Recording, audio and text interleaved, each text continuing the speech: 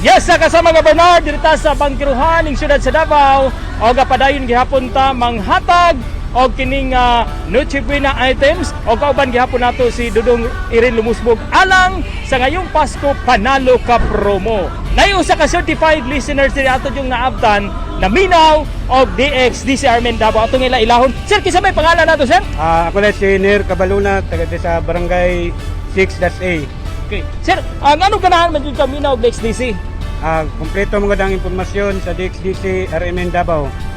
Mao ba sa ato paghihimo jud imong number 1? Oh, number 1 na sa mo adres sa Bagkiruan ang DXDC RMN Davao. Okay. Okay, sa di pa namo itunol kining pahalipay, pakantahon sa kanamo. Okay, ready na ka? Sige. Okay, 1 2 3 go! At makakarating sa tahanan, kapaskuhan, pagmamahalan, bubuhos ng galak, ng tuwa, halik at yakap.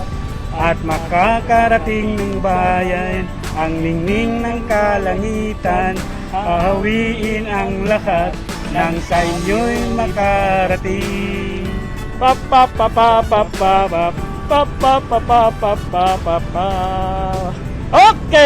Okay, nahuman jud ni Sir Nel.